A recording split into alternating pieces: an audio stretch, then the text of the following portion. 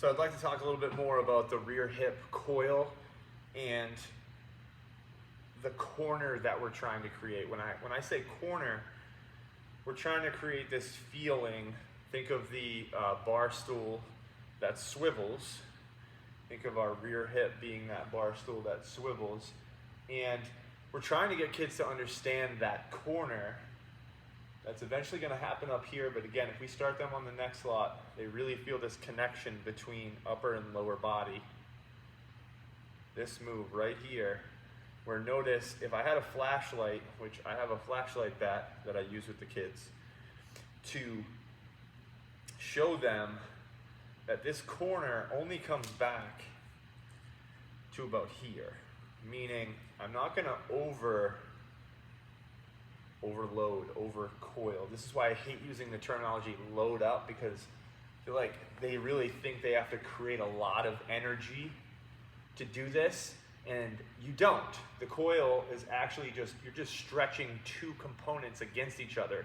The forward move, which I like to call the fall, which kind of, you're letting gravity take you, or if you were just a heel lifter, you're letting gravity take you, and you're pulling back with this to resist.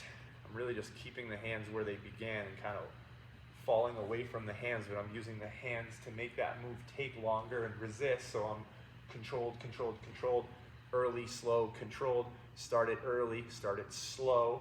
So we don't want a load up process to be these big moves. You see a lot of kids, all these, it's ridiculous. You're not going to hit at a high level doing that stuff. It definitely works when you're younger and stronger than everyone else, but the older you get, you're going to need to understand these moves. So start doing it now, even if you're having success. These moves need to be early, slow, and controlled, so you've got that ability to snap at an instant. And I put these PVC pipes on the ground to kind of give them that idea.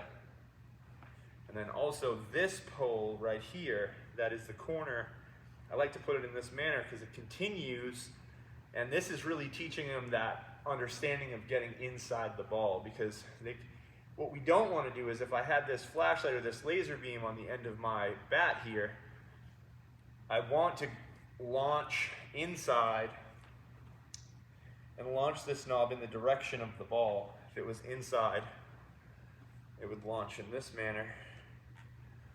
But what I don't want is, with the laser pointer or the flashlight, they would see this move right here, which you see a lot of kids do when they swing across, and they'll get that instant feedback of that flashlight around that corner going in this direction instead of up through the ball. So getting them to understand the corner, I like to just kind of have them stand on that one-legged drill, feel this corner, maybe give them a few hand pivot snaps.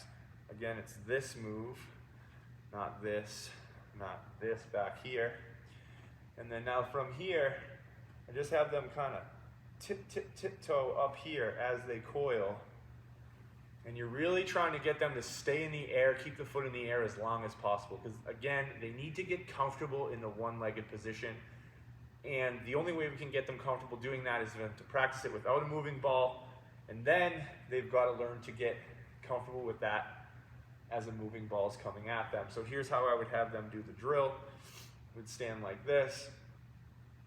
Feel this move, stopping here, seeing where their corner is. Their corner should be no further than about a foot from behind the plate. If you were lined up like I am, belt buckle on the front edge of the plate here. And then once they've felt that, now they're going to launch it. Again, it's not this. So now that I have to, if I want them to launch this flashlight or this knob to point and flash at the ball, they have to learn this move right here. They have to learn this launch, this tilt move. And it's not this. It's not this. It's this. So now they've done those two components, and then on the third one, they're just going to let it fly. And they're really trying to feel corner, swivel, swivel, swivel, swivel, swivel, reach, reach, reach, reach. Keep this up in the air as long as possible, and fire. And when they hit the ball, you can't see it from here, but the ball that I just hit was a line drive to right center field. They should not pull this ball. If they're doing this correctly, they should get inside this ball, even though it's out in front, and be able to drive it to right center. Not cutting across it, bringing the flashlight across.